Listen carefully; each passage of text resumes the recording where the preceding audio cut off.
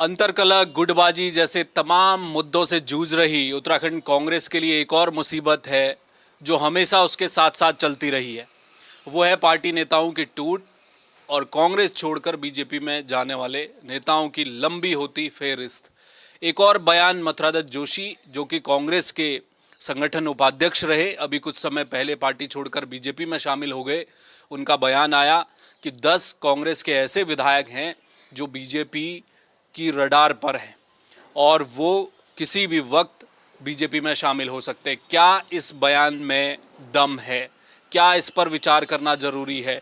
क्योंकि इतिहास बताता है कि कांग्रेस में ऐसा हो चुका है। 9 विधायक एक साथ टूटकर बीजेपी में चले गए, सरकार गिर गई और उसकी बदौलत आज तो हरीश रावत रात को सो नहीं पाते, इतना कष्ट है उन्हें उस घटना का। तो इस बात से इनकार नहीं किया जा सकता। मेरे साथ वरिष्ठ पत्रकार गजेंद्र रावत हैं। ये अपने चश्मे से कांग्रेस के मौजूदा हालात और भविष्य को किस तरह से देख रहे हैं, उस पर चर्चा करेंगे। गजेंद्र जी, बहुत स्वागत है आपका जवाहर टीवी पर। धन्यवाद। ये जो बयान आया मथुरादत्त जोशी का, ये कोई हल्का बयान आपको लग रहा है? वो केवल अपनी ड्यूटी बजा रहे हैं बीजेपी में जाकर, शिगूफा है, लेकिन इतिहास हमें बताता है कि ऐसा हो चुका है पहले।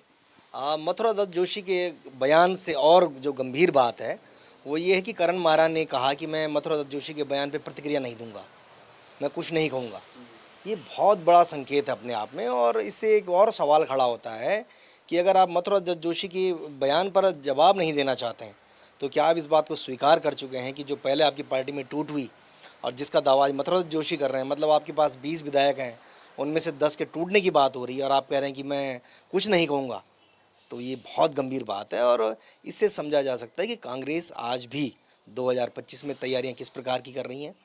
इस प्रकार की बातें कुछ दिन पहले तब आई जब पुष्कर सिंह धामी ने एक फ़ोटो जारी किया।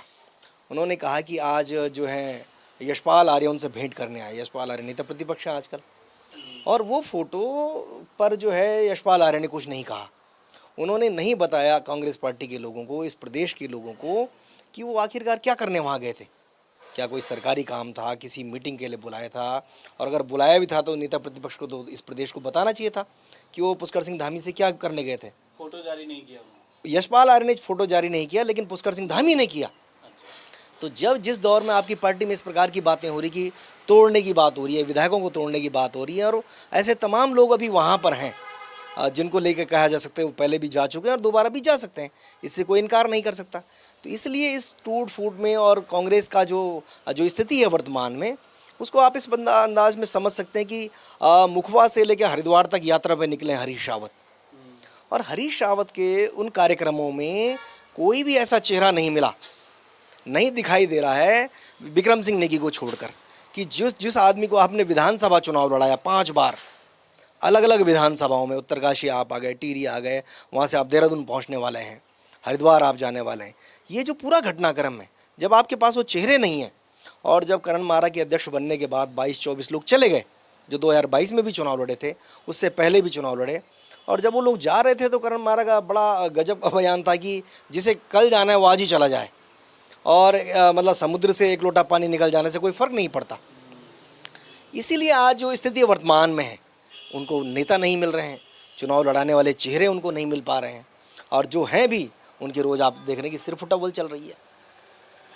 ये एक सवाल मैं अभी आऊँगा। कुछ विधायक हैं कांग्रेस के जो खुलकर मुख्यमंत्री पुष्कर सिंह धामी की तारीफ़ करते हैं।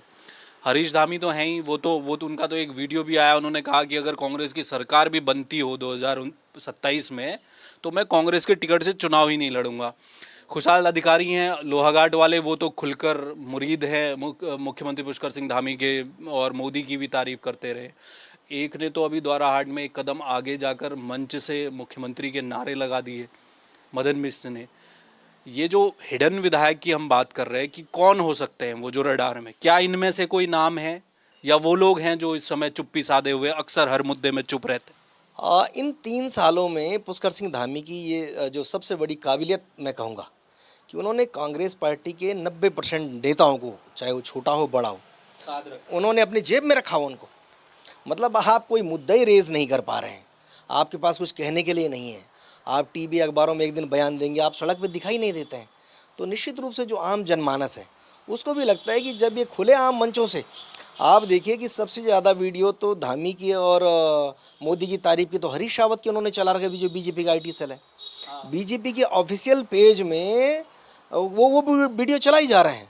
वो मतलब पुष्कर सिंह धामी ने इस पार्टी को, कांग्रेस पार्टी को इस लेवल पर ला गया है कि वो आज विरोध भी नहीं कर पा रहे हैं, कुछ बोल भी नहीं पा रहे हैं, या उन लोगों के अपने कोई ऐसे वाइड इंटरेस्ट हैं जो लोगों को दिखाई नहीं दे रहे हैं। तो इसलिए जो उनका कहना है कि 10 विधायक टूट के आ जाएंगे, कितने आ जाएंगे, इससे कोई इनकार नहीं कर सकता।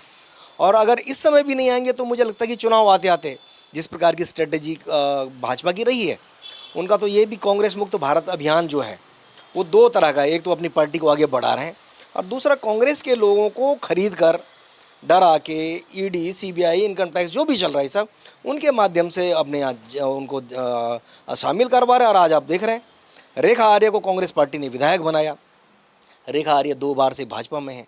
सतपाल महाराज को उन्होंने नेता बनाया, वो वहाँ चले गए। सुबोध उनियाल को पहली बार टिकट दिया, वो वहाँ चले गए। ऐसी बहुत लंबी फहरिस्त है। अभी भी जो भाजपा के पास 47-48 विधायक हैं, उनमें से 25-26 तो ऐसे हैं जो कांग्रेस पृष्ठभूमि से निकले हुए हैं। तो इसलिए वो जो सवाल है कि क्या वास्तव में ये लोग वहाँ ज्वाइन करेंगे, कितने ज्वाइन करेंगे, इसमें कोई मतलब मना नहीं कर सकते कि ऐसा नहीं होगा, क्योंकि वो ऐसा करने के लिए जाने जाते हैं। और वो इस काम को सिर्फ उत्तराखंड में नहीं, पूरे देश में इस काम को कर रहे हैं। तो निश्चित रूप से मेरा मानना है कि ये बिल्कुल क्वाइट पॉसिबल है।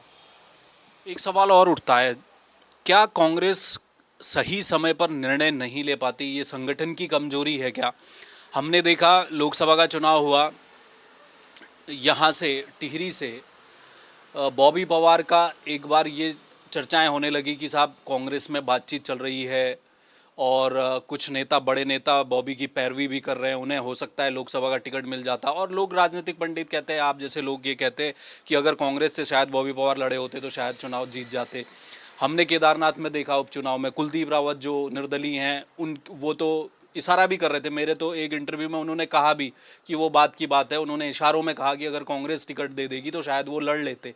तो क्या इन चीज़ों को भांपने में भी कांग्रेस का संगठन परिपक्व नहीं दिख रहा आपको? और क्या दिल्ली वाले मुंह मोड़कर बैठे रहते? जो दिल्ली के लोग यहाँ आ रहे हैं उनके बारे में अब ये नई बातें निकल कर आई कि उनका यहाँ आने में कोई इंटरेस्ट नहीं है। मतलब उनके लिए उत्तराखंड में कांग्रेस जैसी व्यवस्था के लिए लड़ना, कोई काम करना उनके लिए कोई मायने नहीं रखता है। ये सब चीज़ें आपने तब भी देखी जब यहाँ विधानसभा चुनाव हुए, जब यहाँ लोकसभा चुनाव है। लगातार 2 विधानसभा चुनाव पर हार गए, बुरी तरह हार रहे हैं आप लोकसभा चुनाव हैट्रिक मार दी हार के आपने। और उसके बावजूद जब 24 के चुनाव में गए तो यशपाल आर्य कह रहे कि मैं तो जी अल्मोड़ा में नहीं लड़ूंगा, मुझे नैनीताल भेजो। हरीश रावत कह रहे हैं मैं तो नहीं लड़ूंगा, मेरे बेटे को लड़ाओ। मनीष खंडूड़ी तो उसी भाजपा में चले गए। उधर से प्रीतम सिंह कह रहे हैं मैं तो नहीं लड़ूंगा, आप जो हैं किसी ऐसे आदमी को लाए जो किसी काम का ना हो। फिर ज्योति सिंह उनसोलो को आपने इंट्रोड्यूस करा दिया। जो विधानसभा चुनाव के लगातार 17 और 22 में इनकी हार हुई, उस हार के पीछे भी वो दिल्ली के ही लोग थे जिन्होंने इनके 4 गुट बना रखे हैं। वो अपने अपने इन लोगों से अपने अपने जो पर्सनल काम है वो करवा रहे हैं। और आज की तारीख में आप देख लीजिए कि जो शैलजा कुमारी जो प्रभारी हैं, उसका उत्तराखंड आना ही नहीं हो रहा। जो दूसरे तीसरे चौथे लोग बना रखे हैं वो देहरादून आ रहे हैं, मसूरी आ रहे हैं, नैनीताल में घूम फिर के आ रहे हैं। मतलब वो कभी तीर्थ यात्री की तरह आ रहे हैं, कभी पर्यटक की तरह आ रहे हैं। उनमें वो गंभीरता नहीं दिखाई दी कि एक तरफ आपके पास भारतीय जनता पार्टी जैसी बहुत बड़ी पार्टी, उनकी प्रचंड बहुमत की सरकार, उनके पास मोदी और अमित शाह का इलेक्शन मैनेजमेंट, उनके पास आज धामी जैसा भी चेहरा हो गया जो डेमोग्राफी की बात करते हैं, मदरसे की बात कर रहे हैं, मज़ारों की कर रहे हैं। और उस ट्रैक पर कांग्रेस पार्टी के लोग सचिवालय जाकर चिट्ठी लिख रहे हैं, वहाँ मुख्य सचिव से मिलकर कह रहे हैं कि भाई आप मदरसे मत तोड़िए यहाँ पर। मतलब उन लोगों ने ये फिक्स कर दिया है कि उनकी पिच पर आकर आप बैटिंग कर रहे हैं। और उसी प्रकार से जो चाहे वो दिल्ली के लोग आ जाएं, देहरादून में आ जाएं, आपको स्पष्ट रूप से दिखाई दे रहा। करण मारा का एक 3 साल से संगठन चला रहे हैं, कोई महामंत्री नहीं, कोई उपाध्यक्ष नहीं, कोई प्रवक्ता का टीम नहीं, कोई मतलब संगठन ही नहीं है। 3 साल हो गए। तो जब 3 साल से एक स्ट्रक्चर ही आपका फुलफिल नहीं कर रहा है, तो तब चाहे आप साबरमती के बॉर्डर से कहीं कोई नया मॉडल लेकर आ जाइए, चाहे आप दिल्ली से ले आइए, आप किस कर्नाटक से ले आइए, कहीं से भी ले आइए, वो तब तक सफल नहीं होगा जब तक आपके पास वो डेडिकेटेड चेहरे नहीं होंगे। और आज तो संकट इस बात का है, जो मजाक आज दिनेश अग्रवाल उड़ा रहे हैं, जो आज जिस प्रकार के और छोटे बड़े और भी जो तमाम लोग यहाँ से गए हैं और सरेआम कह रहे हैं कि वो करण महाराज जो हैं इस पार्टी को ख़त्म करने के लिए जो है दोषी हैं, सरेआम ये बातें कही जा रही है। तो मुझे लगता है कि जब तक आप गंभीरता नहीं दिखाएंगे तो तब तक जो उत्तराखंड का जो आम जनमानस है, जो वोटर है, जो बेरोजगार है, जो युवा है, जो महिलाओं के इश्यूज़ हैं, जो इस प्रदेश के तमाम अलग अलग घटनाक्रम हैं, उन तमाम घटनाक्रमों पर आप कहीं भी फ्रंट फुट पर लड़ते हुए नहीं दिखाई दे रहे हैं। तो इसलिए जो आम जनता है वो आप पे ट्रस्ट नहीं कर पा रही है, और यही कारण है कि आप लगातार लोकसभा भी हार रहे हैं, विधानसभा हार रहे हैं, और वो हार का स्थिति ये है कि अभी भी आज 3 साल कंप्लीट हो गए संगठन के, इनके कोई संगठन बना नहीं, अध्यक्ष के हो गए, और उसके बावजूद ये स्थिति अभी भी किसी को ये नहीं मालूम है कि 2027 के चुनाव में जब आप मैदान में जाएंगे तो वो हरीश धामी वहाँ क्या जवाब देंगे, जो कह रहे हैं कि साहब मैं तो कांग्रेस के टिकट पर लड़ूंगा ही नहीं। वहाँ पर जो है मदन बिष्ट क्या कहेंगे, वो खुशहाल सिंह अधिकारी जिनका नाम आपने लिया, और ये तो बहुत सिंपल नाम है। एक बड़ी फेहरिस्त उन लोगों की भी है जो कहते हैं कि नहीं जी मैं इस समय चुनाव नहीं लड़ूंगा। आपको वो ये मयूख मेहर का भी याद होगा कि नहीं साहब अभी तो प्रकाश पंत की मौत हुई, मैं नहीं लड़ा। रंजीत रावत कह रहे हैं कि मैं भी नहीं लड़ रहा। हरीश रावत कह रहे हैं मैं नहीं लड़ रहा। तो जिस पार्टी की स्थिति ये हो गई हो कि जिस पार्टी ने 2002 में बहुमत के साथ सरकार बनाई, वो फिर उन्होंने 12 में कम बैक किया, और अब लगातार जो स्थितियाँ खराब है वो इसीलिए है कि उनके पास अब जो वर्तमान स्थिति है उस स्थिति में लड़ने लायक न तो टीम स्पिरिट दिखाई दे रही है और न उनके पास उस प्रकार के मुझे लगता है साधन और संसाधन बचे हुए हैं। हाँ, वो लोग इस बात के लिए ज़रूर जाने जा रहे हैं कि वो शाम होते ही जो है पुष्कर सिंह धामी के यहाँ जा रहे हैं, और धामी भी बड़ी चालाकी से उनके फ़ोटो भी जारी कर रहे हैं।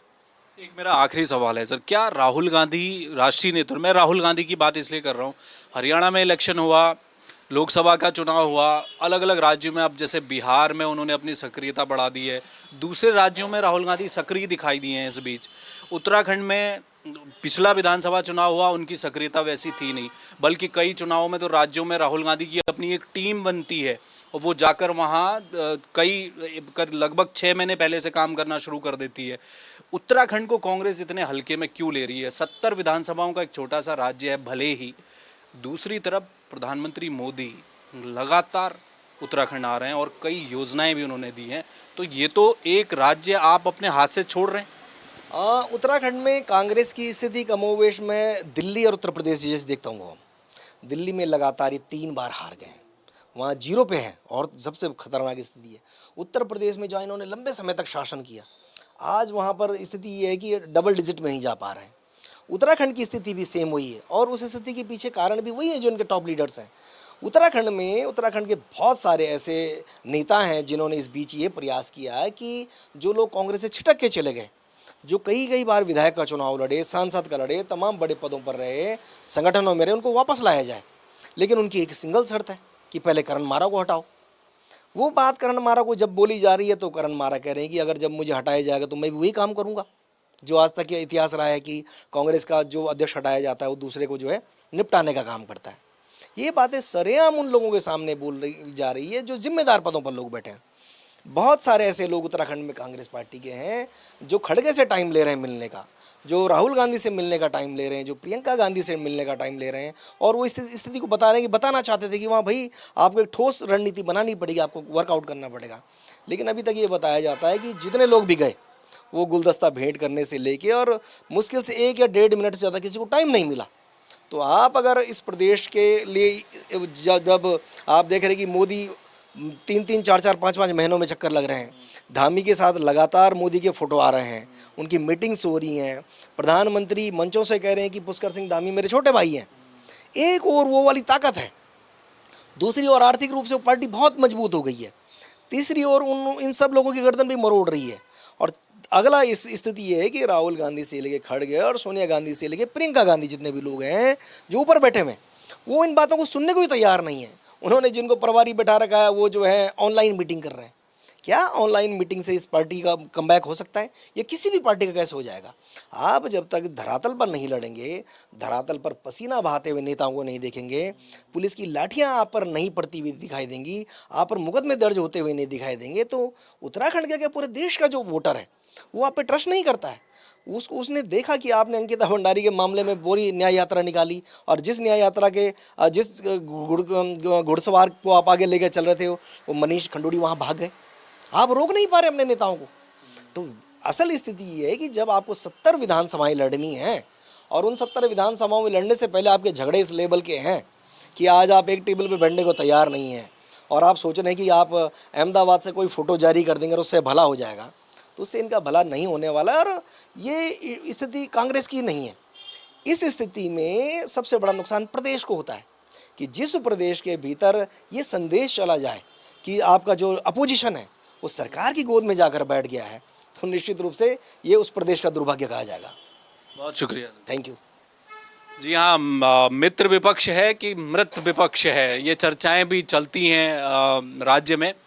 दिल्ली में शीला दीक्षित थी, कांग्रेस का एक राज था, दिल्ली हाथ से निकला और ऐसा निकला कि कांग्रेस अब इतिहास ही बन गई दिल्ली में। क्या उत्तराखंड में ऐसा हो जाएगा? और जिस तरह से कांग्रेस को छोड़कर बीजेपी में आने वाले नेता वही काम कर रहे हैं जिस चीज़ के लिए बीजेपी उन्हें लाई थी, वो एक तरह से पीछे पड़ गए हैं कांग्रेस संगठन के, क्योंकि बहुत सारे राज ये नेता कांग्रेस के जानते हैं। इसलिए ठोक बजाकर मीडिया में आकर बयान देते हैं कि बहुत जल्द 10 विधायक ले आएंगे। कब ले आएंगे? क्या 2027 चुनाव से ठीक पहले या उससे पहले? इस पर रहेगी नज़र। कैमरामैन मयूर उपाध्याय के साथ हेमभट्ट, जय भारत टीवी। आप देख रहे हैं जय भारत टीवी।